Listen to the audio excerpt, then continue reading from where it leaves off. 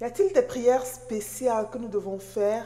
Comment jeûner? Quel est le jeûne qui va pouvoir plaire à Dieu pendant cette période de carême? C'est quoi le carême? Quand est-ce que ça commence? Et toutes ces bonnes questions. Aujourd'hui, nous parlerons de comment réussir sans carême. Parce que le carême arrive bientôt, donc il faut que nous commençons à nous préparer. Voilà, donc nous parlerons de ça après le générique.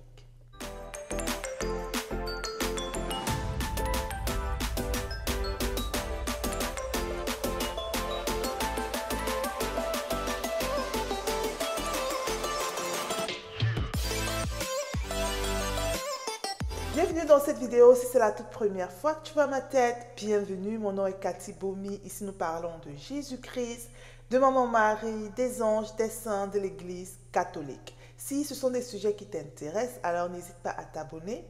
Active la cloche de notification pour ne rater aucune de nos vidéos. Pour toi qui es un habitué de la chaîne, grand merci d'être parmi nous. Ta présence ici est vraiment appréciée. Aujourd'hui, nous parlerons du carême. Le carême 2025 approche à grands pas. Il commence le 5 mars avec le mercredi des cendres. Donc nous devons commencer à nous préparer pour pouvoir passer un bon temps de carême. Donc voilà pourquoi nous ferons une vidéo sur ça pour savoir comment réussir notre carême. Donc commençons. Donc le carême vient du mot 40. Pourquoi? Parce que Jésus a jeûné dans le désert pendant 40 jours et il a combattu Satan. Donc également, nous chrétiens, nous sommes chrétiens parce que nous marchons à la suite de Jésus. Alors nous imitons Jésus, nous marchons à sa suite en essayant de combattre également l'ennemi dans notre désert de chaque jour. Vous voyez? Donc Jésus a combattu Satan au désert. Nous combattons Satan également pendant cette période de carême et dans le désert de nos vies. Donc le carême consiste donc à prier, jeûner et faire l'aumône, donc partager. Généralement on parle des 3 P du carême: prière, pénitence et partage. Le carême va commencer le mercredi des cendres. Généralement avant le mercredi des cendres, il y a ce qu'on appelle le mardi gras. Le mardi gras, c'est vraiment ce jour-là où on peut manger ce qu'on veut, on peut essayer de festoyer, manger tout ce qu'on veut parce que le moment du mercredi des cendres, là, c'est vraiment cette période où pendant 40 jours, nous allons essayer de nous abstenir et de vraiment prendre cet aspect de deuil, vous voyez, pendant ces 40 jours. Donc le mercredi des cendres, nous devons aller à la messe pour mettre les cendres sur notre front. Et ce jour-là, l'Église recommande le mercredi et le vendredi saint, le jour où Jésus est mort, pour pouvoir jeûner, vous voyez. Ou alors ne pas manger de viande carrément. D'ailleurs, tous les vendredis pendant le carême, nous ne mangeons pas la viande parce que le vendredi, c'est vraiment cette période où le Seigneur était mort. Donc, nous respectons ce moment en se privant de viande. Donc, le mercredi saint et le mercredi des cendres et le vendredi saint, nous devons se priver, nous devons jeûner. C'est vraiment ces 2 jours-là uniquement pendant lesquels l'Église oblige le jeûne. Maintenant, pendant le carême, nous pouvons également décider, voilà, de se priver de quelque chose, voilà. Donc, est-ce que jeûner vraiment toute la journée, est-ce que c'est ça qui est recommandé? Certains peuvent décider de jeûner. Là, ça va vraiment dépendre de tout un chacun. Tu peux jeûner toute la journée si tu trouves que c'est ça qui va vraiment te rapprocher de Dieu. Tu peux... Vous savez, le jeûne en réalité, c'est pour briser notre chair, vous voyez. Le jeûne nous permet de briser notre chair pour pouvoir laisser la place à Dieu. Donc lorsque nous jeûnons, c'est vraiment qu'est-ce que nous pouvons choisir qui va pouvoir diminuer un peu dans notre vie afin que le Seigneur puisse prendre sa place. Donc si nous aimons beaucoup la nourriture, nous pouvons décider de se priver de cela afin que le Seigneur, cette place que la nourriture occupe dans notre vie va diminuer et le Seigneur va prendre beaucoup plus de place de cette nourriture-là. Vous voyez, si peut-être nous aimons beaucoup les réseaux sociaux, nous pouvons diminuer, jeûner des réseaux sociaux, donc diminuer cela dans notre vie afin que le Seigneur puisse prendre la place. Vous voyez, donc jeûner, c'est vraiment pour briser notre chair et afin que cela nous rapproche du Seigneur.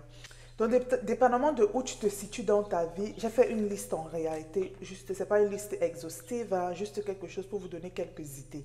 Donc, par exemple, par rapport au jeûne, tu peux jeûner de... Si tu es quelqu'un qui t'inquiète beaucoup, jeûne de cela. Que je jeûne ce temps de carême, je vais juste faire confiance à Dieu. Je ne m'inquiète pas. Ce qui arrive dans ma vie, c'est que c'est Dieu qui a décidé. Donc, jeûne de cette inquiétude-là que tu as au quotidien. Jeûne des complaintes, par exemple, tu vois. Si tu es quelqu'un qui te plaint beaucoup et tout ça, là, décide peut-être que ce temps de carême, je ne me plains pas. Jeûne, par exemple, des réseaux sociaux, de la télévision. Si tu es quelqu'un que peut-être Facebook, Instagram et tout ça là prend beaucoup de place dans ta vie, tu peux diminuer et tu jeûnes de cela. Tu te dis pendant 40 jours, pas de Facebook, pas d'Instagram, pas de TikTok. Oh, décide de prendre un réseau qui t'occupe vraiment et jeûne de cela. Jeûne par exemple du commérage. Si tu es quelqu'un qui aime beaucoup commérer, faire le kombucha, comme on dit chez nous, jeûne de cela, prends un temps et tu te dis, pas de kombucha pendant ces 40 jours. Si tu es quelqu'un qui aime beaucoup manger, oui, tu peux jeûner également de la nourriture ou alors tu peux décider de jeûner des fast-food. Si tu es quelqu'un qui mange tout le temps dehors, qui aime beaucoup la nourriture, les McDo, Burger King et tout ça là, tu peux décider de jeûner de cela également, tu vois. Tu peux décider de jeûner de la musique du monde, par exemple. Je te dis, ces 40 jours, j'essaye de diminuer la musique du monde que j'écoute beaucoup et je vais commencer à écouter peut-être des louanges, adorations pendant tout ce temps de carême. C'est possible de le faire. Donc voilà, j'ai donné quelques indices de ce que tu peux choisir de jeûner. Maintenant, regarde dans ta vie, qu'est-ce qui prend beaucoup de place? Est-ce que peut-être la cigarette ou alors une addiction à quelque chose? Regarde ça et vois si tu peux diminuer ou bien alors couper ça pour que le Seigneur prenne plus de place dans ta vie. Maintenant, la deuxième chose que tu dois faire pendant ce temps de carême, c'est la prière. La prière, c'est vraiment pour pouvoir avoir cette intimité avec le Seigneur. Remember, le jeûne, c'est pour briser ta chair. Toujours pour avoir l'intimité avec le Seigneur. Right? Maintenant, la prière également, c'est vraiment te rapprocher de lui, communiquer avec ton Dieu pour pouvoir avoir vraiment une intimité avec lui. Je t'ai encore donné ici là quelques exemples de ce que tu peux faire. Par exemple, décider d'aller à la messe. Vous voyez, si tu te rends compte que tu manquais la messe, par exemple, décide d'aller à la messe. Si tu as la possibilité d'aller à la messe chaque jour, prends peut-être cette résolution d'aller à la messe chaque jour, tu vois. Tu peux décider de faire un temps d'adoration, tu vois, toujours pour te rapprocher du Seigneur, pour avoir cette intimité pendant ce temps de carême. Je te dis, pendant ce temps de carême, j'irai à l'adoration chaque semaine, par exemple, tu vois. Tu peux décider de faire, par exemple, ton chapelet. Si tu n'as pas encore l'habitude de faire le chapelet, décide peut-être pendant ce temps de carême de commencer, tu vois. Tu peux dire que non, pendant ce temps de carême, je me donne pour objectif de faire un chapelet au moins chaque jour. C'est possible, tu vois.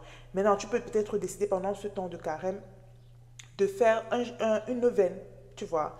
Toujours pour te rapprocher de Dieu. Tu peux, par exemple, décider de méditer sur la parole de Dieu, lire la parole de Dieu et méditer vraiment là-dessus. Là, je fais le SOAP méthode qui me permet vraiment de mieux comprendre la parole. Donc, c'est quelque chose que tu peux décider de faire pour pouvoir vraiment comprendre ce que le Seigneur veut pour toi et l'écouter chaque jour, tu vois. Tu peux, par exemple, décider de prier pour une autre personne. Par exemple, je te dis que chaque jour, pendant ce temps de carême, je vais prier pour une personne différente, tu vois. Prier peut-être pour un membre de ta famille, prier par exemple pour un pays. Donc tu décides de prier pour quelqu'un d'autre, non? Mettre d'autres personnes dans tes prières, tu vois. Tu peux décider d'aller peut-être dans une retraite, toujours pour pouvoir être proche de Dieu. Donc ça c'est quelque chose que tu peux décider de faire au niveau de la prière. Tu peux décider de faire ce que je t'ai dit au niveau du jeûne. Tout cela pour te rapprocher du Seigneur. Et il y a autre chose que vraiment ce temps de carême demande également, c'est de pouvoir donner, de pouvoir partager, de pouvoir faire l'aumône. Vous voyez. Maintenant, pour l'aumône, il y a quelques exemples également que j'ai pris que tu peux faire. Tu peux, par exemple, décider de donner aux pauvres, aller peut-être dans un orphelinat, donner, décider peut-être de volontiers, par exemple, de faire du volontariat dans ta paroisse, par exemple, ou de faire du volontariat quelque part, mais dans ton quartier. Ah non, non, faire quelque chose en fait pour aider. Tu vois, remember, au niveau du partage, au niveau de l'aumône, c'est vraiment pour reach out, pour tendre la main à une autre personne. Parce que c'est ça, le Seigneur nous donne comme commandement d'aimer le Seigneur ton Dieu et d'aimer ton prochain. C'est ça, c'est ça le christianisme, ça se résume à ça. Chercher des moyens pour toujours être proche de Dieu, pour aimer le Seigneur et chercher des moyens pour pouvoir aimer son frère. Aimer le Seigneur ton Dieu, aimer ton prochain comme toi-même. Donc il y a ces trois aspects et le carême montre parfaitement ces trois aspects. Aimer le Seigneur ton Dieu, tu peux le faire à travers la prière et les différents exemples que je t'ai donnés. Aimer toi-même, le jeûne là-même va pouvoir te priver de tout ce qui n'est pas bon pour ton corps. Ça, c'est t'aimer toi-même, tu vois. Quand tu te prives peut-être du fast-food, de la cigarette, des complaints, ça te fait plaisir. C'est pour toi, hein. C'est toi que ça aide. C'est toi d'abord que ça va aider. Et maintenant, aimer ton prochain, c'est donc pouvoir reach out, tendre la main aux pauvres, tendre la main à ton prochain, tendre la main pour aider ta communauté dans laquelle tu te trouves, tu vois. Donc, un autre exemple pour pouvoir aimer l'autre, c'est être joyeuse. À ton boulot, où tu te trouves, avec tes enfants, avec ton mari, avec ta famille, tu peux donc partager ta bonne humeur, partager ta joie, partager ta positivité, partager, cette bonne humeur. Je vous assure, les gens, les amis, les gens ont besoin de ça. Il y a des personnes qui passent, qui traversent beaucoup de trucs en fait difficiles. Et être cette personne qui donne de la positivité à l'autre, qui encourage l'autre, qui donne de la bonne humeur, ça fait plaisir. Donc tu peux décider de partager cela. Ce n'est pas nécessairement de l'argent, ce n'est pas nécessairement de l'argent que nous donnons. Oui, l'argent est très important. Donner également aux pauvres, donner dans un orphelinat, donner à ceux qui n'en ont pas. C'est très, très, très important, vous voyez. Donner également de la joie, donner de l'amour, donner de la paix, c'est également quelque chose de très important. Donc, décidons de donner. Même si c'est que nous n'avons pas de l'argent, nous pouvons donner autre chose, vous voyez. Donc, voilà, c'est ce que je voulais te partager pendant ce temps de carême. Rappelle-toi, pendant le carême, le dimanche, nous ne jeûnons pas. Le dimanche, ne jeûnons pas. Pourquoi? Parce que le dimanche que le Seigneur est ressuscité, vous voyez. Donc, le dimanche fait partie du carême. Et pendant le carême également, nous ne disons pas de Alléluia. Parce que le Alléluia est vraiment ce temps de célébration. Donc, nous ne disons pas ce mot pendant le carême. Nous ne chantons pas de Alléluia. Nous ne chantons pas de Gloria. Maintenant, ce que j'ai à te conseiller, c'est de vraiment prendre quelque chose de raisonnable. OK? Le but, en fait, du carême, c'est de vraiment se rapprocher du Seigneur. C'est vrai que parfois, nous voulons faire tout en même temps. On se dit, oh, pendant ce carême, je vais faire ci, je vais faire ça, je vais. On se donne toutes ces expectations-là. On met la barre un peu trop haute. Et du coup, quand le carême finit, on est un peu déçu parce qu'on n'a pas vraiment respecté, voilà, ce que nous avons, cette décision que nous avons prise au début du carême. Donc, donne-toi un truc raisonnable, tu vois. Je te donne quelques exemples déjà, mais mets-toi quelque chose de raisonnable. Ne te dis pas que, et puis don't beat yourself up si tu tombes, bien évidemment, tu vois. Si peut-être tu t'es décidé, voilà, je veux jeûner des réseaux sociaux et un jour je te retrouve sur les réseaux sociaux. Well, c'est arrivé. Don't beat yourself up. Le Seigneur voit vraiment nos cœurs. Donc, donne-toi seulement cette volonté-là de vouloir vraiment réussir ton carême. Et ne te donne pas 10 différentes privations. Je vais me priver de ça, je vais me priver de ça. Je te donne des exemples, tu n'as pas besoin de tout faire. Non. C'est juste des exemples. Et comme je t'ai dit, regarde ce qui occupe beaucoup de place dans ta vie et fais-le.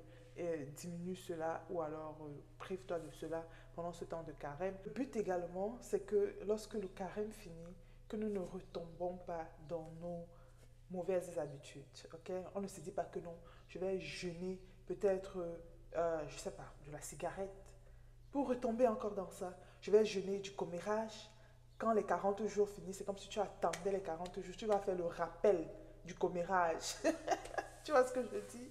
Donc le but, c'est vraiment de pouvoir diminuer ces mauvaises habitudes que nous avons et de pouvoir garder en fait cette constance, de pouvoir se repentir et de ne pas aller retomber en fait dans cela. Voilà, bien sûr, nous sommes des humains, nous sommes des pécheurs. Le Seigneur voit nos efforts, mais c'est vraiment de faire l'effort de ne plus retomber, de ne plus retourner dans nos vomis. Vous voyez ce que je dis? Donc, ce que nous avons décidé pendant ce temps de carême, même quand le carême va finir, ne nous disons pas que, ouf, enfin, maintenant je peux fumer en paix. Tu vois? Donc, oui, alors maintenant je peux faire tout ce que je veux. Le but, c'est de rester, de continuer à marcher à la suite de notre Seigneur. Voilà. C'est tout ce que j'ai pour le carême. J'espère que tu as aimé la vidéo. Partage à un de tes frères ou à une de tes sœurs pour l'aider à réussir son carême 2025. Et voilà, abonne-toi à la chaîne si tu as aimé la vidéo et aime, bien évidemment, aime. Et on se dit à la prochaine pour une prochaine vidéo. Portez-vous bien. Bye bye.